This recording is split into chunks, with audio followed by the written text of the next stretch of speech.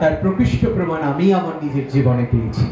একটা কথা বলি, ও বলছিল যে ছোট ছিল বলে আমার সঙ্গে একটা ছবিতে নাকি চান্স দেয়নি ডিরেক্টর। আমি ওকে বললাম যে আমি যখন প্রথম সত্যজিৎ রায়ের বাড়িতে গেছিলাম, আমার বাবা একজন বিখ্যাত ইলাস্ট্রেটর, ছবি আঁকেন তিনি।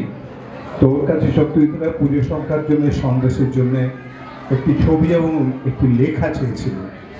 তো সেইটা বাবাই দিয়ে আসতেন, অনেক সময় ওদের অফিসে ড্রপ করে দিতেন, কিন্তু সেবার আমি চেয়ে নিয়েছিলাম কারণ চিঠিটা আমি দেখে ফেলেছিলাম সেই জন্য।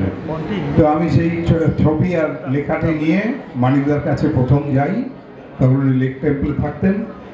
তো ভেতরে প্রথম আমি যেটা করলাম, আমার হাইটে আমি 6 ফুট 8 ইঞ্চি লম্বা, আর জুতো পরলে প্রায় 2.5 ইঞ্চি হয়ে যায়। তো আমি যখন দরজা খুললেন তিনি, আমি ইউজুয়ালি লোকেদের দিকে এরকম করে তাকাই, এই একজনকে আর অমিতাভ বচ্চন, এই দুজনের দিকে দরজা খোলার সঙ্গে সঙ্গে আমার চোখটা ওপর দিকে উঠলো উঠলো উঠলো, গলা, মুখ, তারপরে চোখ, এতক্ষণই এরকম তাকাতে হলো। বলে ভেতরে এসো, ফেলুবাবু ছেলে? হ্যাঁ, আচ্ছা বসো।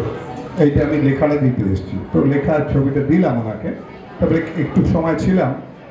সেদিন হঠাৎ উনি বললেন যে তোমার বয়স কত হবে? আমি বলে আমি 3rd ইয়ার করছি যাদবপুরে ইঞ্জিনিয়ারিং। ও আচ্ছা।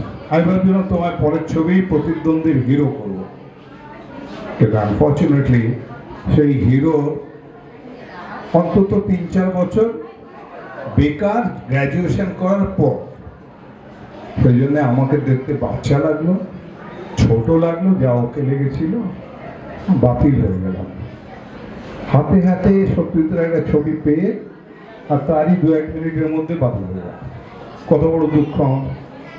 তারপরে একটা ছবিতে আমি একটু পাঠ করেছি অল্প, লক্ষণের শক্তিশালে আমি সমিত্রদা ছিলাম, যেটা সুকুমার রায়ের ডকুমেন্ট টাইপের। কিন্তু আর কোনো ছবিতে মানিকদার কাছে আমি চান্স পাইনি।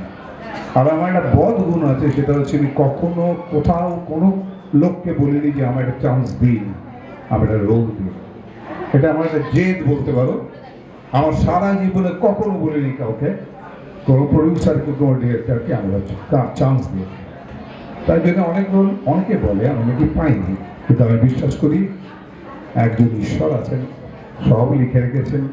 আমার যতটুকু পাওয়ার ততটুকুই পাবো আমি, তার বেশি চাইলেও পাবো। ধন্যবাদ। আরেকবার ধন্যবাদ জানাই।